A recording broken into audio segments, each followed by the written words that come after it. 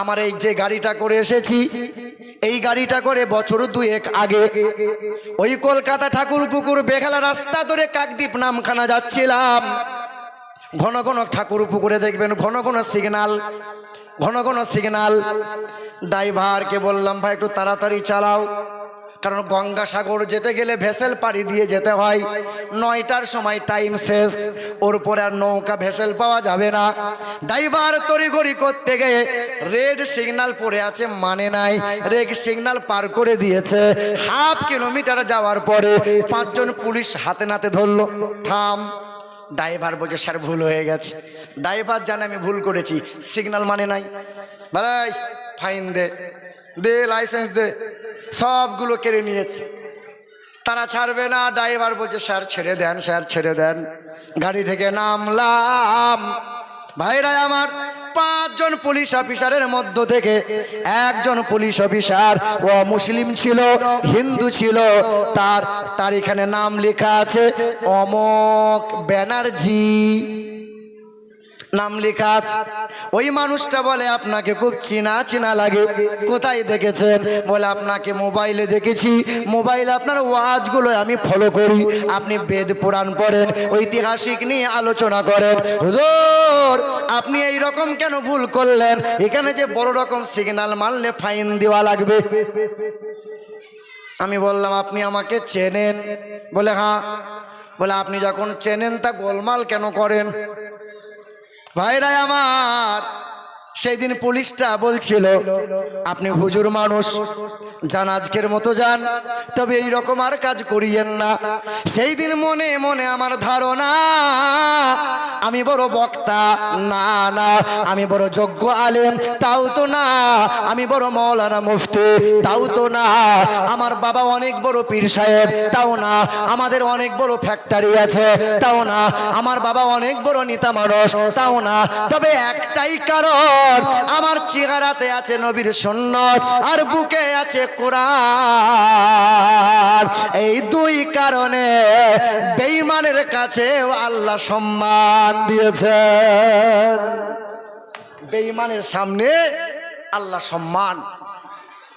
এ মুসলমান ভাইরা আমার, শিক্ষার জন্য বলছি বাবা, না নিজের কোনো আহমিকা নয়। মুসলমান ভাইরা আমার, ওই দিন অমুসলিম ব্যক্তিটা আমার কাছ থেকে ভিজিটিং কার্ড নিল। পরের দিন সকালবেলায় 10টার দিকে ফোন করে, মোটামুটি 40 মিনিট কথা হলো। তার কথায় একটাই কথা বারবার বলে যে আপনাদের রীতি বড় ভালো লাগে, কারণ মানুষ যখন মারা যায় কত সুন্দর করে সাজায়, তাকে চোখে সুরমা লাগায়, গায়ে সুগন্ধ লাগায়, কর্পূর দেওয়া হয়, সুন্দর নতুন পোশাকটা পরিয়ে দিয়ে তাকে আদর করে পালকিতে নিয়ে কত সুন্দর করে কবর দেয়। হুজুর আমাদের ধর্মের নীতি বড় খারাপ লাগে। যত সুন্দর মানুষ হোক না কেন, যত দামি মানুষ হোক না কেন, ওই মানুষটাকে আগুনে পুড়িয়ে ছাই করে দেবে। হুজুর আমার মনে বড় তামান্না, আমি মরে যাওয়ার পরে যদি আপনাদের মতো কবর দেয়া হতো, আমার নসিবটা বড় খুশ নসিব হয়ে যেত। মনে মনে চিন্তা হলো, আর মালিকের দরবারে দোয়া করতে লাগলাম, আল্লাহ তারে হিদায়াত দাও, কারণ কবর পেতে গেলে তোমাকে কালমা পড়া লাগবে। মানুষটার সঙ্গে কথা হয়, ওই মানুষটার সঙ্গে একটা সম্পর্ক তৈরি হলো। তার ঘরে আমাকে আমন্ত্রণ জানাইলো, তার ঘরে আমাকে খাবারের ব্যবস্থা করলো। বলেন তো বাবা, হিন্দু ভাইরা যদি নেমন্তন্ন করে খাবার খাওয়াই, সেই খাবার খাওয়া যাবে? যাবে কি যাবে না? ঘোষের দোকান থেকে গরম মিষ্টি খাওয়াতে পারো, তা তো যাবে। কিন্তু পূজা অর্চনার সময় যখন প্রসাদটা নিয়ে দেয়, এই আব্দুর রহমান একটু নে না, এই যে এটা খাওয়া যাবে? যাবে না? কি বলছেন আপনারা? পূজার প্রসাদ খাওয়া যাবে না? কেন যাবে না বলুন তো, কেন যাবে না? কেন কেন কি এমন দেওয়া হয় যে খাওয়া যাবে না? বলুন না, একজনা বলুন। আল্লাহ শুনে শিরক করেছে সেজন্য। হ্যাঁ হ্যাঁ হ্যাঁ হ্যাঁ, ইয়া দেবী সর্বভূতে শান্তি রূপে ওং নমস্তুতে সেই নমঃ নমোহা হতার মিন্দ্র মহাসরিন্দ্রাম। এই যে দেব দেবীর নামে উৎসর্গ করা হয়, তাহাই হলো আমাদের বর্তমানে একটা পেট মোটা মৌলবী আছে, সে শয়তান বলছে যে মাজারে খাসি হয়, মুরগা হয়, যে সিন্নি হয়, ওই খাসি মুরগার চাইতে শুয়োরের মাংস খাওয়া আরো ভালো। জোরে বলো। কত বড় শয়তান হলে এমন কথা বলতে পারে? শয়তানও বোধহয় এ কথা বলতে একটু লজ্জাবোধ করত। হ্যাঁ গো, পীরের মাজারে যে সমস্ত খাসি মুরগা হয়, যে তাবারুক গুলো হয়, এই সমস্ত খাসি মুরগা তাবারুক, কিছু বলছেন? এ ভাই, আপনারা যেগুলা চেয়ার ফাঁকা ফাঁকা আছে এখানে এসে বসে যান, পিছনে মেয়েদেরকে একটু সুযোগ দেন। বুঝতে পারলেন না? একটু আগে আগে আসেন না ভাই। বুঝতে পারেননি? বুঝতে পেরে শোনেন না কেন? ওই আগে চলে আসুন, মেয়েদেরকে একটু সুযোগ দেন পিছনখানে। দরুদ শরীফ আল্লাহুম্মা। একটু আগে আগে আসি। এই শুনতে পেলেন না? মুসলমান এরকম হয় নাকি? আপনার মা যদি দাঁড়িয়ে থাকে কিরকম লাগবে আপনাকে? জালসা শুনতে এসেছেন, একটু নিয়ম মানুন। মায়েরা দাঁড়িয়ে আছে, এই ছেলেরা চেয়ার গেলে উঠিয়ে নিয়েছো না? দেখে এই দুটা বসে আছে, দেখিও তো এগুলা, একটু উঠিয়েছেন। আল্লাহুম্মা সাল্লি আলা। এই ভলান্টিয়ার, তোমরা যাও, যারা হটিয়ে দাও তো আগে। স্বেচ্ছাসেবক, আপনারা আপনাদের নিজস্ব দায়িত্ব পালন করছেন না, আমি হেঁটে আসলাম।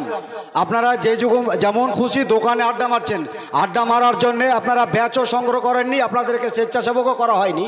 আপনাদের কাছে অনুরোধ করছি, আপনারা নিজের দায়িত্ব ভালোভাবে পালন করুন। স্বেচ্ছাসেবক যেনারা স্বেচ্ছাসেবকের দায়িত্ব আছেন, আপনাদের যে দায়িত্ব দেওয়া হয়েছে আপনারা সেই দায়িত্ব পালন করুন। এই চেয়ারগুলো আগে লাও, এগুলা আগে লাও, এগুলা আগে লাও। আপনারা বুঝতে পারছেন না গো? আপনার আগে এইটাতে চলে আসুন না।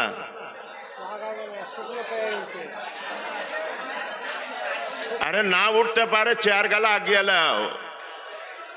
হ্যাঁ আগে লাও, আগে নাও। মেয়েদেরকে একটু সুযোগ দাও। গরম লাগছে ভাই। হ্যাঁ একবার দূর সরে পড়ো না। আল্লাহ চলো। আল্লাহুম্মা সাল্লি আলা সাইয়্যিদিনা মুহাম্মাদ ওয়া আলা আলি সাইয়্যিদিনা।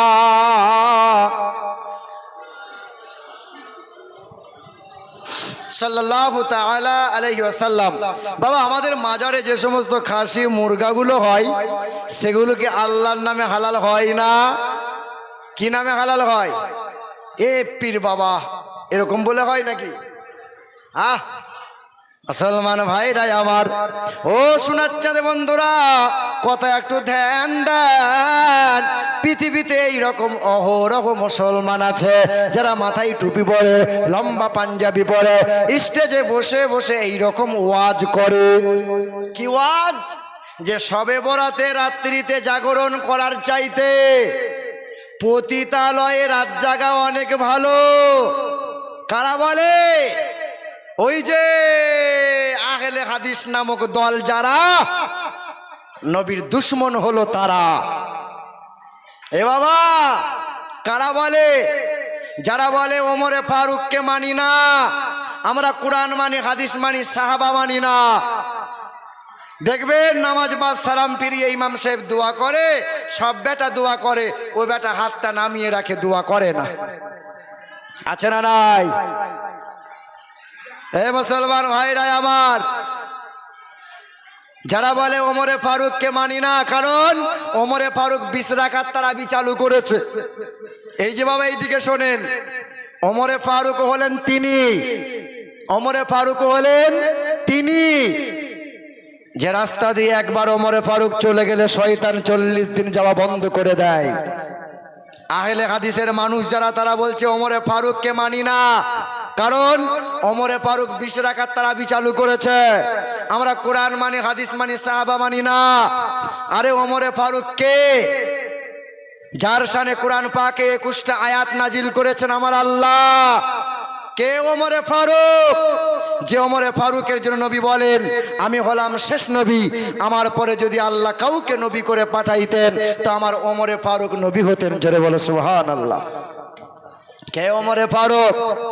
যে ওমরে ফারুক জমিনে কথা বললে আল্লাহ পাক আসমানে ফাইসালা করে দেয়, তার নাম ওমরে ফারুক রাদিয়াল্লাহু তাআলা আনহু। এ মুসলমান ভাইরা আমার, কিছু কিছু মুসলমান আছে দেখবেন, কিছু কিছু মুসলমান আছে মুখ মিষ্টি ছুরি আঘাত করবে, এমন করে ইমানকে নষ্ট করবে, ইমানকে চুরি করবে। আছে না নাই?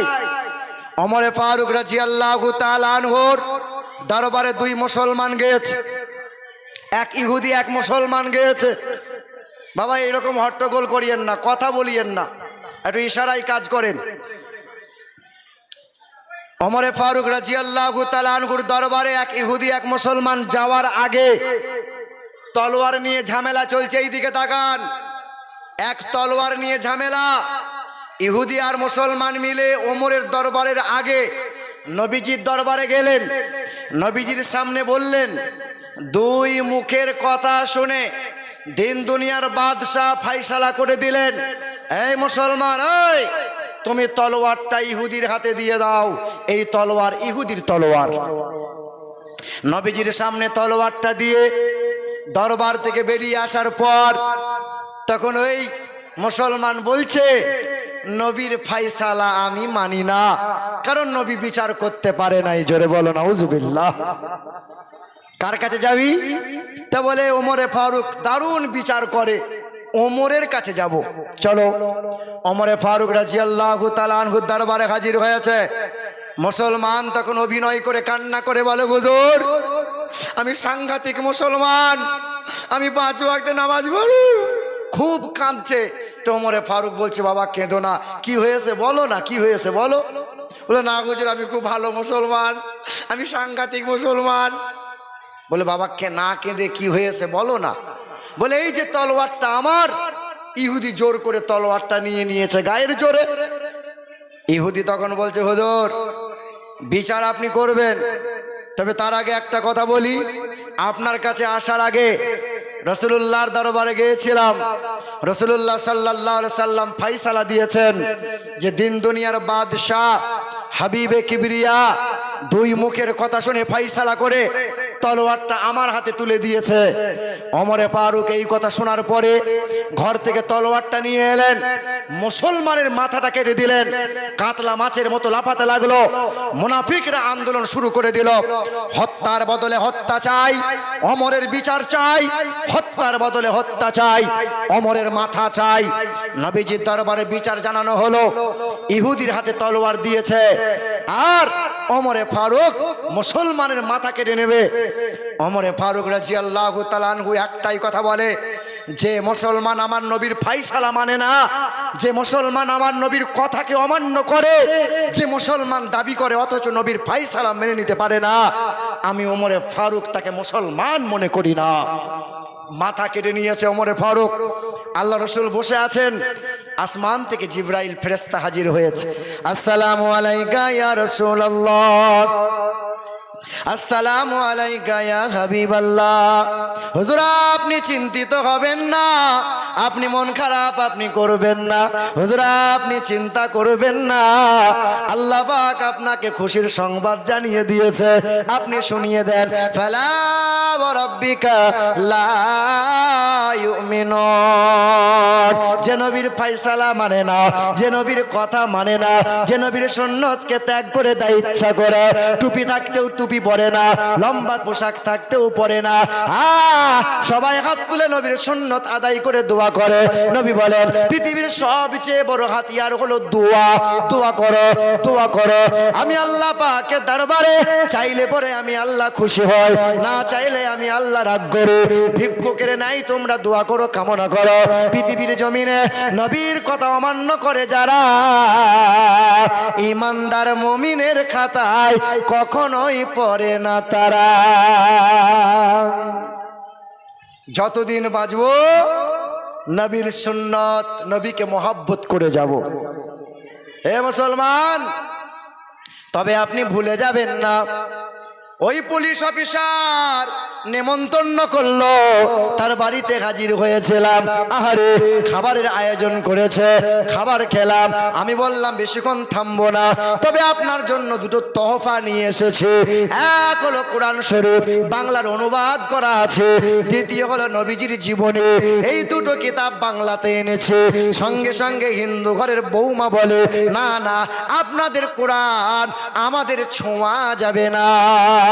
লা ইয়ামাসসুহু ইল্লাল মুতাহহারুন।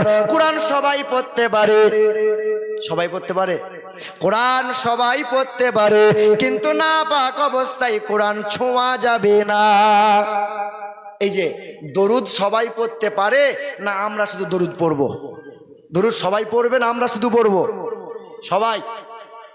কোরআন বলছে সবার জন্য নয়। আচ্ছা, সুদ সবার জন্য হারাম না সবার জন্য হারাম নয়? কি বলছেন? হ্যাঁ, সবার জন্য আবার সুদ হারাম হয়? হয়। আরে বেঈমানের জন্য আবার কি সুদ হারাম হবে? কথা বুঝতে পারছেন? এ বাবা, হাজা বায়ানুল লিন্নাস, বায়ান সবার জন্য। দাঁড়িয়ে থাকবে যারা তারাও বায়ান শুনবে, বসবে যারা তারাও বায়ান শুনবে, কিন্তু দরুদ সবার জন্য না। ইমানদার যারা হবে তারাই দরুদ সালাম পড়বে, মুনাফিক বেঈমান যারা দরুদ সালাম পড়বে না তারা।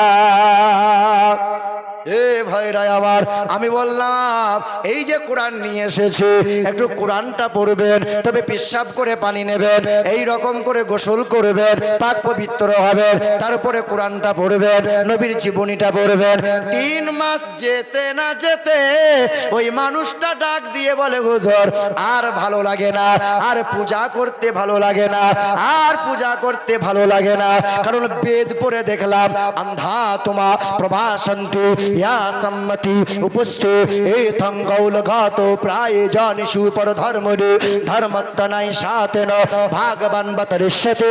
পৃথিবীর জমিনে যারা ওই ভগবান, যারা ওই সৃষ্টিকর্তার পূজা আর আকৃতি তৈরি করে, মূর্তি তৈরি করে, আন্ধা তোমা অন্ধকারে প্রভাসন্তে প্রবেশ করে, ইয়া সম্মতি উপস্থিত যারা প্রতিপালকের মূর্তি তৈরি করে, আর ভালো লাগে না।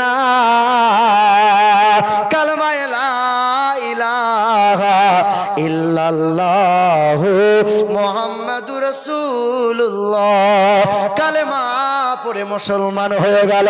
স্বামীটা মুসলমান হয়, বিবিও মুসলমান হয়, এক কন্যা এক ছেলে মুসলমান হয়ে গেল। 4 জন সদস্য কালেমা পড়ে নিল। আজ তাদের যদি আপনারা চেহারা দেখেন, আল্লাহর কসম করে বলে, আজ চেহারাটা দেখলে পরে এত সুন্দর নুরানি চেহারা, হালকা হালকা গালে দাঁড়িয়ে আছে, 5 ওয়াক্ত নামাজ পড়ে চেহারা সুন্দর হয়েছে। মাঝে মধ্যে ফোনে কথা হয়, আর বলে হুজুর একটা আমল করি। কি আমল? বলে প্রতিদিন সকালবেলায় 300 বার করে দরুদ পড়ি, তারপরে অফিসে ডিউটি যায়, আবার ডিউটি ছেড়ে এসে রাতের বেলায় ঘুমানোর আগে হাত মুখ ধুয়ে অজু বানায়, অজু বানানোর পরে 300 বার দরুদ পড়ে। আমার ঘরে কখনো অভাব হয় না, কখনো কোনো মানুষে দুশ্মনী করে কেউ ক্ষতি করতে পারে না। পৃথিবীর মানুষেরা সিসিটিভি ক্যামেরা লাগায়, ক্যামেরা লাগায়। আল্লাহ পাক রাসূলুল্লাহর মহব্বতে দরুদ পড়ার কারণে 2 জন ফেরেশতাকে সব সময় সিসিটিভি ক্যামেরা করে রেখে দিয়েছে, কেউ কোনোদিন আমার ক্ষতি করতে পারে না, আর সংসারে কখনো অভাব আসে না। খবর লাগাও মুসলমানের ছেলেরা। 3 বছর আগে একটা কথা বলেছিলাম, ওই যে উত্তর ভারতের মথুরার বৃন্দাবনে বিখ্যাত একটা মন্দির আছে, দেবাসের মন্দির, 300 বিঘে জমির মধ্যখানে দাঁড় করানো। ওই মন্দিরে ব্রাহ্মণ হয়েছিলেন তিনি, 12টা ভাষায় MA করেছিলেন যিনি, নাম ছিল ডক্টর শিব শক্তি সরোদজি।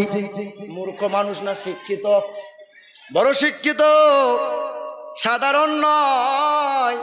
বর্তমানে লাপাচ্ছে যারা, কেউ আসলে বেদ পুরাণ পড়ে নাই, তারা হিন্দু মুসলমান হিন্দু মুসলমান করছে যারা। কি বলছেন? এই তো আজকেই যখন আসার সময় আমাদের ড্রাইভার বাবু বলছেন, এই যে ঠাকুরগুলো নিয়ে যাচ্ছে কারা, বিসর্জন দিতে যাবে। শিখতে পেলেন? কি শিখবো? বলে যারা ঠাকুরগুলো বিসর্জন নিতে নিয়ে যাচ্ছে কেউ বামুন নয়, সব নিচু জাতের, মন্দিরে ঢুকতে পাবে না তারা, পূজা কখনো করতে পাবে না তারা, বাবরি মসজিদ ভেঙেছিল যারা আজও বিসর্জন করতে যায় তারা, আসলেও বামুন এরা কেউ নয় তারা। কথা বুঝতে পারলেন? মানে যারা হিন্দু মুসলমান দাঙ্গা করে, পণ্ডিত যারা হয়, শিক্ষিত যারা হয়, প্রকৃত বামুন যারা হয়, দেখবেন হিন্দু মুসলমান দাঙ্গা করে না তারা, কারণ তারা জানে একমাত্র ধর্ম হলো ইসলাম, একমাত্র নবী হলো মুহাম্মদুর রাসূলুল্লাহ। এ ভাই, ওই যে বামুনের কথা বলি, ডক্টর শিবশক্তি সরোজজি কি করেছিল? ওই ব্রাহ্মণ মানুষটা এত বড় ব্রাহ্মণ হওয়ার পর কোরআনটা ছিঁড়েছিল, হিন্দু মানুষরা বাহবা দিয়েছিল, কোরআন ছিঁড়েছে। বর্তমানে নেতা যদি কেউ হতে চায়, টিকিট যদি কেউ পেতে চায়, বলে মুসলমানদের পিছনে কাটি লাগা, টিকিটও পাবি, নেতা হবি, এমএলএ এমপি হবি। কি গো, ভুলো না ঠিক বলছি? এটাই তো চলছে এখন। ভাইরা আমার, কোরআন ছিঁড়ে দিল, শত মানুষে বাহবা দিল। ডক্টর শিবশক্তি সরোজজির জীবনীটা পড়ে দেখবেন বাবা, আহারে ওই মানুষটা করলো কি? কোরআন ছিঁড়ে দেওয়ার পরে মনের ভিতরে অনুশোচনা হলো, আর ওই মানুষটা দিল্লির চাঁদনি চকে গিয়েছিল, চাঁদনি চক থেকে কোরআন কিনেছিল, ইংরেজি ভাষার অনুবাদ কোরআন কিনবে, ইংরেজিতে কোরআন পড়বে, আরবিতে কোরআন পড়তে পারে না, তাই ইংরেজি ভাষার কোরআনের অনুবাদ কিনলো সে। তাই কোরআনটা বাড়ি নিয়ে এসে 1 বছর 2 মাস 14 মাস কোরআন পড়েছিল। 14 মাস কোরআনটা পড়ার পর বেদ পুরাণ পড়েছিল, আর হাজার হাজার হিন্দুদের সামনে গিয়ে বলেছিল যে মানুষ যখন মারা যায়, বামুনটা তখন মৃত্যু মানুষের কানে কানে একটা মন্ত্র শোনায়, তারপরে ওই যে গঙ্গা জল, ওই যে কলসি নিয়ে 7 বার পাক দেয়, তারপরে মুখে আগুন লাগায়। বলে কি মন্ত্র শোনায়? বলে আমার বড় আফসোস, ওই মন্ত্রটা যদি জ্যান্ত মানুষকে শোনাতো কতই না ভালো হতো। বলে মৃত্যু মানুষের কানে বামুনটা কি মন্ত্র শোনায়? বলে মন্ত্রের নাম হলো অনকাহি মন্ত্র। হতারেমিন্দ্র মহাসরিন্দ্রাম মাংমাদাবতীতা দিবাদাকরন্তে পুরকিতিরিতা লা ইলহা হরতি পাপম ইল্লু ইলহা পরম পদম জন্মো বৈকুণ্ঠ পরওয়াপ এনতি তো জপি নামে মুহাম্মাদান। তোমরা যদি উচ্চ পদবী লাভ করতে চাও, আল্লাহ আল্লাহ আল্লাহর নাম জপ করো, আর যদি তোমরা স্বর্গ লাভ করিতে চাও, তোমরা নবী মুহাম্মদের নাম জপ করো, নবী নবী নবী নবী করো, নবীর জীবনী আদর্শ ফলো করো, এহকালে নাজাত পাবে, পরকালে স্বর্গ লাভ করিবে। দেখবেন হিন্দু ভাইরা মারা গেলে ওরা মৃত্যু ব্যক্তির নামের আগে বলে স্বর্গীয়। কি বলে? সেদিন প্রশ্ন করেছিলাম, হ্যাঁ বাবা তুমি যে বললে স্বর্গীয় সুকুমার, তা সুকুমার স্বর্গে আছে না নরকে আছে জানলে কি করে? বলে লোকে বলে, তাই এটা প্রথা হয়েছে, তাই আমরাও বলি। হে মুসলমান ভাইরাই আমার, ডক্টর শিবশক্তি সরোজজি 14 মাস কোরআন পড়েছিল, আর এই কোরআনটা বুকে নিয়ে মন্দিরে দাঁড়িয়েছিল। এই কোরআনটা বুকে নিয়ে হাজার মানুষের সামনে বলেছিল, পৃথিবীর জমিনে নাজাত আর কল্যাণ দেবে একমাত্র পবিত্র কোরআন, নবী দিয়েছে এই পবিত্র কোরআন। মা আয়েশাকে জিজ্ঞাসা করা হলো নবীর আদর্শটা কি? মা আয়েশা বললেন কোরআনটাই হলো নবীর আদর্শ, কোরআনটাই হলো নবীর আদর্শ। ডক্টর শিবশক্তি সরোজজি বলেছিল, ডক্টর শিবশক্তি সরোজজি বলেছিল, কালমায়ে লা ইলাহা ইল্লাল্লাহু মুহাম্মাদুর রাসূলুল্লাহ। গলার পইতে খুলে নিয়েছিল, যার হাতে যেমন ছিল সবাই আঘাত করেছিল। কোরআন বুকে নিয়ে কালমা পড়তে পড়তে বার হয়ে গেল। দরজার সামনে দাঁড়িয়েছিল, সবাই কালমা পড়ল। বাবার নাম মহন্তং প্রতং দাসদাস, কালমা পড়ে নিল। মায়ের নাম ভানুমতি, কালমা পড়ে নিল। বিবির নাম শ্রদ্ধা দেবী, কালমা পড়ে নিল। সবাই কালমা পড়ে নিয়েছিল, সবাই গোসল করে নিল, ইমানদার হয়ে গেল।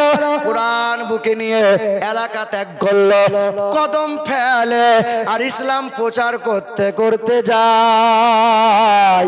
ওই মানুষটা বলে আমরা কালেমা পড়লাম আর মানুষকে বুঝিয়েছে, মানুষের কাছে মার খেয়েছে, তাতে আমাদের দ্বারাই আরো কতজনা কালেমা পড়ে মুসলমান হয়। এ মুসলমান ভাইরা আমার, তুমি তো মুসলমান, বলো তুমি তো নবীকে চিনতে পারলে না। এই যে আমরা তো নবীকে চিনতে পারলাম না, চিনতে পেরেছি বলো মুসলমান? কত 10 মিনিট? আচ্ছা ঠিক আছে। এ মুসলমান ভাইরা আমার, ও আমার সোনার চাঁদ বন্ধুরা, আমার শুধু মানুষেরা, না আর বেশি কষ্ট দিলে হবে না, 10 মিনিট। ভাইরা আমার, তোমার আমার নবী তো কম কষ্ট করে নাই।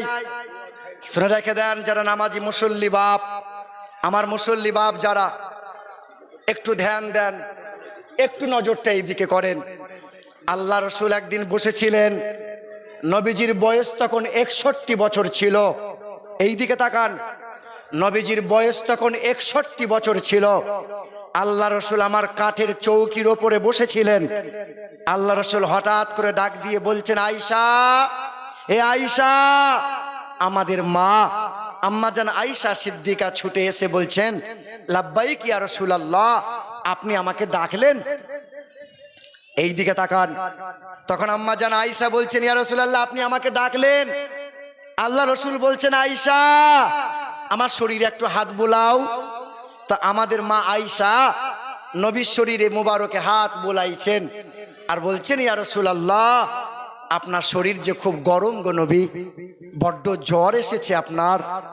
আল্লাহ রসুল কাঁপা কাঁপা কণ্ঠে বললেন, আয়েশা, ওই জানালায় একটু জাইতুনের তেল রাখা আছে আয়েশা, ওই জাইতুনের তেলটা উষ্ণ করে আমার পিঠে একটু মালিশ করে দাও না আয়েশা। আম্মাজান আয়েশা দৌড়ে গেলেন, জাইতুনের তেলটা উষ্ণ করে নিয়ে নবীজির পিঠের কাছে দাঁড়ালেন। আল্লাহ রসুলকে বলছেন, ইয়া রাসূলুল্লাহ, আপনি পিঠের চাদরটা তুলে ধরেন, আপনার পিঠে আমি তেল লাগাইয়ে দেই। আল্লাহ রসুল 2 হাতে করে পিঠের চাদরটা তুলে ধরে আছেন। আম্মাজান আয়েশা ডান হাতে করে তেলটা নিয়ে লাগাতে যাবেন, কিন্তু মা আয়েশা হাতটা গুটিয়ে নিয়েছেন। নবী বলছেন, আয়েশা তুমি তেল লাগাও না কেন আয়েশা?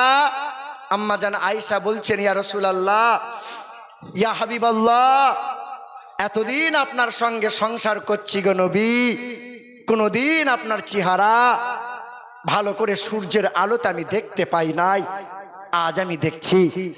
ওগো রাসূল, আপনার কি ছোটবেলায় পক্স হয়েছিল? আপনার কি ছোটবেলায় বসন্ত হয়েছিল গো নবী? আপনার গোটা পিঠ মুবারকে খাল খাল, দাগ দাগ, গর্ত গর্ত, ঘায়ের দাগ দেখা যায়। তখন আল্লাহ রসুল বলেছিলেন, আয়েশা, যে শরীরে কখনো মশা বসে না, যে শরীরে কখনো মাছি বসে না আয়েশা, এই শরীরে বসন্ত কেমনে হবে? এই শরীরে পক্স কেমনে হবে আয়েশা? এ আয়েশা, তুমি কি শোনো নাই তায়েফের নিষ্ঠুর মানুষদের কথা? আমি তায়েফ বাসীর সামনে গিয়ে বলেছিলাম, লা ইলাহা ইল্লাল্লাহ আনা রাসূলুল্লাহ। তায়েফের মুরব্বী মানুষের আমাকে অকথ্য ভাষায় গালমন্দ করেছিল আর বলেছিল, মোহাম্মদ শিশুকালে হালিমার ঘরে লালিত পালিত হলে আর বড় হয়ে এখন কালেমা প্রচার করতেছে, নিজেকে রসুল বলে দাবি করলে মোহাম্মদ বেরিয়ে যাও। সেদিন তায়েফবাসীর মানুষেরা ওই নওজোয়ানগুলোকে এমন করে লেলিয়ে দিয়েছিল, মোটা মোটা পাথর এমন করে আঘাত করেছিল।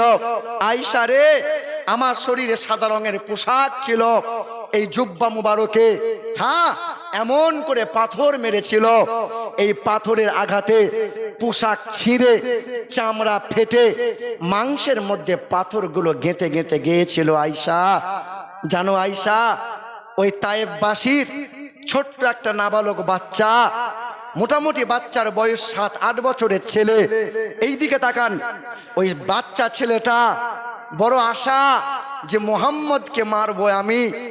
এই তায়েববাসীর ছোট্ট একটা বাচ্চা ছেলে মোটা একটা পাথর নিয়ে আমি নবীর কাছে এসেছে মারবে, কিন্তু পাথরটা ছুঁড়তে গিয়ে বাচ্চা পড়ে যাবে।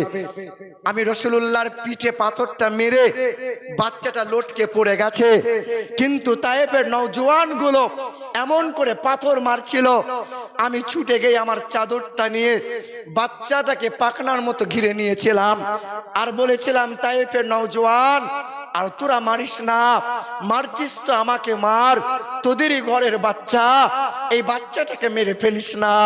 জানো আয়েশা, কি এমন অপরাধ করেছিলাম, সেদিন তায়েববাসীর সামনে গিয়ে বলেছিলাম, তোমরা এক আল্লাহকে মেনে নাও, আমি আল্লাহ রসুল, আমাকে স্বীকার করে নাও।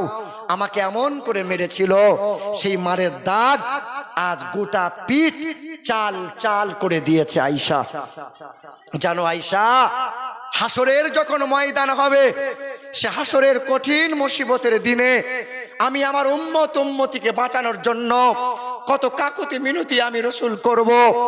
এমনকি আমার এই পিঠ দাগওয়ালা পিঠটা আমি আল্লাহর সামনে পেশ করব, সেদিন মালিকের সামনে পেশ করব।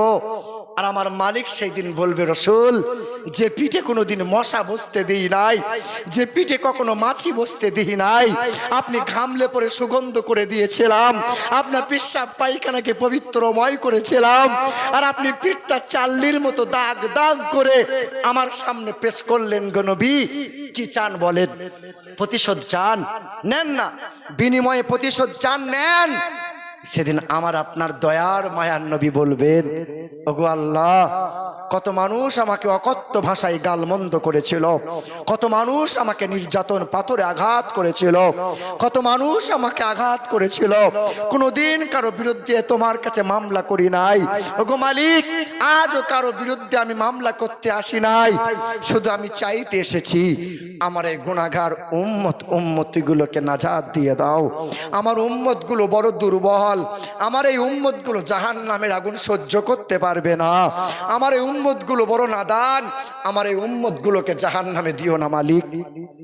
সেদিন একটা কাগজ দেন তো হুজুর, একটা দেন। আল্লাহ রসুল সাল্লাল্লাহু আলাইহি সাল্লামের সামনে আল্লাহ পাক বলবেন, হাবিব, যে উম্মতের জন্য জীবন ভোর আপনি কাঁদলেন, এই উম্মতের চরিত্রটা একবার দেখুন তো, এই নেন, এই আমল নামাটা একবার নেন। আল্লাহ রসুলের সামনে আমার আপনার এই আমল নামাটা নবীর সামনে পেশ করা হবে। আল্লাহ রসুল আমার আপনার আমল নামাটা দেখার পর মাথাটা নত করে নেবেন, আর আল্লাহ রসুল আফসোস করে বলবেন, হাই উম্মত, তুমি আমার জন্য কি নিয়ে এসেছো উম্মত? হে উম্মত, আজ হাসরের ময়দানে আমার উঁচু মাথাটা তুমি নিচু করে দিলে উম্মত। তুমি বছর পেলে, তুমি রাত পেলে, তুমি দিন পেলে, মাস পেলে, সকাল সন্ধ্যা পেলে, আর আমার জন্য শুধু ঘুষ নিয়ে এলে, আমার জন্য সুদ নিয়ে এলে, আমার জন্য তাস আর জুয়া নিয়ে এলে, আমার জন্য লটারি নিয়ে এলে, আমার জন্য শুধু হারামটা নিয়ে এলে। এ নাফরমান, কি তোর জন্য আমি মুখ দেখাবো বল? উম্মত, কি নিয়ে আসলি বল? আল্লাহ রসুল সাল্লাল্লাহু আলাইহি সাল্লাম সেদিন আফসোস করে বলবেন, উম্মত, তুমি জীবনে কোনোদিন আমার কষ্টের কথা শোনো নাই, জীবনে কোনোদিন কি আমার প্রতি এতটুকু তোমার মায়া আসে নাই, জীবনে কোনোদিন কি তোমার হৃদয়ে এতটুকু দরদ জাগে নাই? মক্কার বেঈমানরা গলায় গামছা দিয়ে ফাঁস দিয়েছিল, দুই দিকে দুই বেঈমান এমন করে টেনে ধরেছিল, আমার গোটা চেহারা লাল হয়ে শিরাগুলো ফুলে গিয়েছিল, আমি আকাশের দিকে চোখ তুলে দিয়েছিলাম, কিন্তু চিৎকার করে আমার কষ্টের কথা বলি নাই। আমি বলেছিলাম, আল্লাহ আল্লাহুম্মা গফিরলি উম্মতি, আল্লাহ আমার উম্মতকে যেন মাফ করে দাও। তুমি শোনো নাই উম্মত, মক্কার বেঈমানরা 3 বছর আমাকে বয়কট করে দিয়েছিল, কুয়াতে পানি দেয় নাই, বাগানে খেজুর দেয় নাই, দোকানে খাবার দেয় না। 3 বছর জঙ্গলের পাতা খেয়ে রাত দিন কাটিয়েছিলাম, কিন্তু কোনোদিন উম্মত আমি তোমাকে ভুলে যাই নাই। তুমি আমাকে ভুলে গিয়েছো উম্মত। তুমি শোনো নাই, মক্কা থেকে বিতাড়িত হয়েছিলাম, অথচ মক্কা আমার পৈতৃক ভিটা, বাপদাদুর সম্পত্তির জায়গা সব। মক্কা আমার জন্মভিটা। এই মক্কা থেকে মদিনায় হিজরত করেছিলাম, 430 কিলোমিটার রাস্তা পায়ে হেঁটে হেঁটে 14 দিন গিয়েছিলাম। আমার আবু বক্কর ছুটে গিয়ে আমার এই 2 কদম আমার বুকের মধ্যে, আবু বক্কর নিজ বুকের মধ্যে আঁকড়ে নিয়ে বলেছিল, ইয়া রাসূলুল্লাহ, আপনি আর হাঁটবেন না। 14 দিন পায়ে হেঁটে হেঁটে আপনি চলছেন, পা আপনার ফুলে মোটা হয়ে গেছে। শোনোনি উম্মত, সেদিন আমি তোমার জন্য বলেছিলাম, আল্লাহ আমার উম্মতকে যেন কষ্ট দিও না। শোনোনি উম্মত, আমার এই মাথা মুবারকটা 2 বার ফাটিয়ে দিয়েছিল। এক তায়েফের বেঈমানটা ফাটিয়েছিল, আর একবার বেঈমান আবু জেহেল এই কাঁচা ঘায়ে মোটা পাথরে করে পিছন দিক দিয়ে আঘাত করেছিল। এত পরিমাণে রক্ত বেরিয়েছিল যে মাথা ফাটা রক্তটা পায়ে দিয়ে গড়িয়ে এই পায়ের খরমটা চামড়ার সাথে জমাট বেঁধে গিয়েছিল। কিন্তু কোনোদিন উম্মত আমি তোমাকে ভুলে যাই নাই, তুমি আমাকে ভুলে গেলে। হায় উম্মত, তুমি আমার উম্মত। আমার দাঁত ভাঙা কষ্টের কথা কোনোদিন তোমার মায়া জাগাতে পারলো না। আমার মাথা পাটা যন্ত্রণা কোনোদিন তোমার কষ্ট আনলো না। 3 দিন না খাওয়া, 3 দিন না পান করা ছিল। 3 দিন মদিনা থেকে বেরিয়ে গিয়েছিলাম পাহাড়ের গুহার ভিতরে সিজদায় পড়ে। 3 রাত 3 দিন শুধু একটাই কথা মালিকের সামনে বলেছিলাম, মালিক আমার উম্মত উম্মতিকে বাঁচিয়ে নাও। উম্মত কোনোদিন এতটুকু মায়া তোর জাগলো না? আমি নবী তোর জন্য কি করি নাই বল। আম্মা জান আয়েশা বলেন, নবীজির 9 বিবির ঘরে 3 মাস উনুন জ্বলে নাই। 3 মাস উনুন জ্বলে নাই। আমি আল্লাহ রসুলকে তাকিয়ে দেখতাম, আমার রসুল খেজুরের চাটাইয়ে শুয়ে থাকতেন, আর এই চোখের পানি মুবারকটা গড়িয়ে দাড়ি মুবারকগুলো ভিজে ভিজে যেত। আমি ছুটে গিয়ে নবীর চোখের পানিটা মুছিয়ে নিয়ে নবীজির কপালে হাত বোলাতাম আর বলতাম, গো আল্লাহ রসুল, 3 মাস 9 বিবির ঘরে উনুন জ্বলে না। এই কষ্ট, এই অভাব, তাই কি আপনি ছেলে মেয়ের জন্য চিন্তা করে কাঁদছেন? জানো উম্মত, সেদিন আল্লাহ রসুল উঠে বসলেন, আর আমি আয়েশার গায়ে হাত বুলিয়ে বললেন, আয়েশা, 3 মাস সংসারে উনুন জ্বলে নাই, বউ বাচ্চার জন্য চোখের পানি পড়ে না রে আয়েশা, না।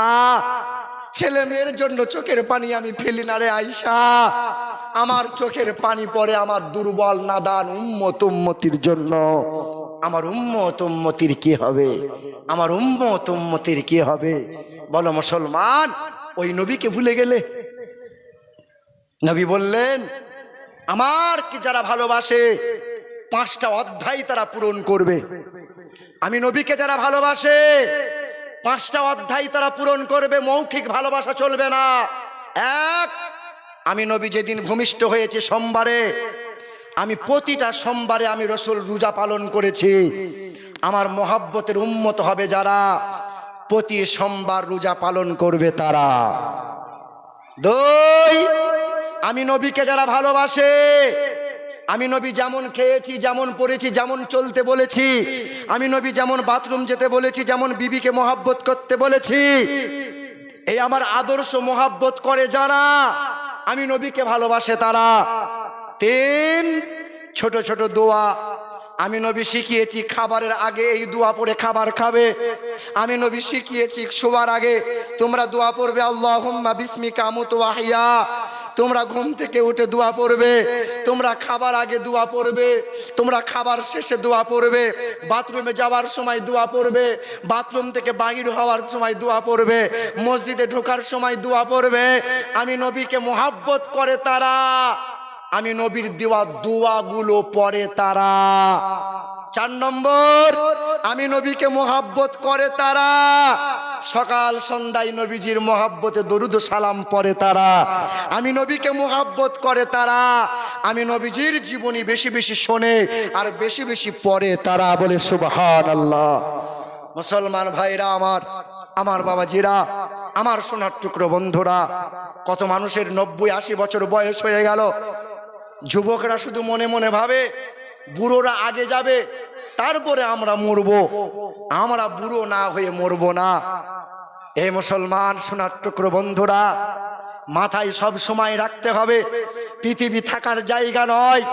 যে সুখে আছে তাকেও মরা লাগবে, যে দুঃখে আছে তাকেও মরা লাগবে, যে টাকার বিছানায় শুয়ে আছে সেও মরবে, যায় রিক্সা চালক সেও তারও মরণ হবে, যে এরোপ্লেন ড্রাইভার তারও মরণ হবে, যে ক্যাপ্টেন যে ড্রাইভার সবার মরণ হবে।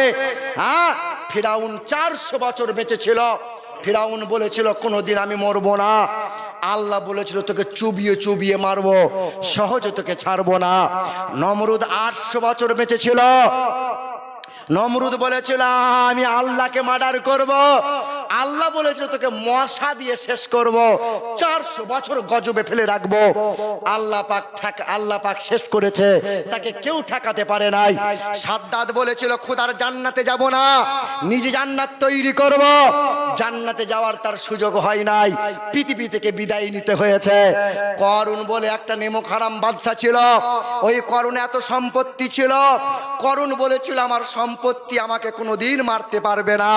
পৃথিবীতে করুন নাই, পৃথিবীতে সাদ্দাত নাই, পৃথিবীতে জালুত নাই, কই সেই বাদশারা, কই সেই রাজারা, সবাই তো চলে গেল। একবার কি মনে মনে হয় না তোমার গ্রামের যে টাকার অহংকারে মাটিতে পা পড়তো না, ওই যে জমিদার, ওই যে অহংকারী, ওই যে সুদখোর, ওই যে জীবনে নামাজ পড়তো না, কোরআন কোনোদিন ছুঁয়ে দেখতো না, ওই যে বাসতলায় কবরে শুয়ে আছে, একবার গিয়ে জিজ্ঞাসা করবেন চাচা তুমি তো বড় জমিদার ছিলে, এখন তুমি কেমন আছো বলো। কবর থেকে ফিস ফিস করে আওয়াজ দেবে, বলবে বাবা নবীর আদর্শে নরম হয়ে আয় তবে পাবি রেহাই, আর পৃথিবীতে গরম হয়ে যদি কবরে আসিস তো উল্টো পাল্টা পিটুনি হবে, সহজে রেহাই নাই। এ মুসলমান সোনার টুকরো বন্ধুরা, আমাকেও যাওয়া লাগবে, তোমাকেও যাওয়া লাগবে। ওয়ালা তামুতুন্না ইল্লা ওয়া আনতুম মুসলিমুন। মুমিন মুসলমান হও, মুমিন মুসলমান হও। সর্বপ্রথমে যে কথা বলেছিলাম, আল্লাহর ইচ্ছায় পৃথিবীতে এসেছি, আল্লাহর ইচ্ছাতেই পৃথিবী থেকে যাওয়া লাগবে। পৃথিবীতে বাঁচবো যতদিন কার ইচ্ছাই চলবো, কার ইচ্ছাই চলবো? আল্লাহ এবং তার রাসূলুল্লাহর ইচ্ছা মতো। আজ বড় পীরের এই মহাব্বতে হাজির হয়েছি। কেরামতের কথা অনেক কিছু শুনেছি আমরা, কিন্তু শুধু শুনলে হবে না, শিশুকালটার দিকে লক্ষ্য করেন। সবার জানা কথা, বাপ তো হারাম খাই নাই, বাপ তো কুড়িয়ে পাওয়া খাবার তুলেছিলেন, বাপ তো আপেল তুলেছিলেন কুড়িয়ে পেয়ে, চুরি তো করেন নাই। তাকওয়া ছিল, পরহেজগার ছিল, আল্লাহর ভয় ছিল। নেককার বাপ ছিল, নেককার মা ছিল, তাই তো নেককার সন্তান আল্লাহ দান করেছে। পিরানে পীর দস্তগীর মহিউদ্দিন আব্দুল কাদের জিলানী রাদিয়াল্লাহু তাআলা আনহু, এইদিকে খাজা বাবা মঈনুদ্দিন হাসান সঞ্জারি, এইরকম জামানার ওলি আউলিয়ারা যুগে যুগে এসেছে। আহলে সুন্নাতুল জামাতের মানুষ যারা, আল্লাহ পাকের ওলিরা যে ঈমান যে আকীদা রেখেছে, সেই ঈমান সেই আকীদা নিয়ে পৃথিবী থেকে বিদায় যাব। কখনো বেঈমানের হাতে, বেঈমানের সঙ্গ দিয়ে কখনো পৃথিবী থেকে যাওয়ার চেষ্টা রাখবো। যতদিন বাঁচবো দরুদ ও সালাম পড়ব, নবীকে কখনো ছাড়বো। জোরে বলেন নারে তাকবীর, নারে তাকবীর, নারে রিসালাত, নারে হায়দারি, नारे हैदरी। पाक पंजातन का दामन, गोश पाक का दामन, खजा पिया का दामन, नारे तकबीर, नारे रिसालत। वाखिरुद्दावाना अनिल हम्दुलिल्लाह।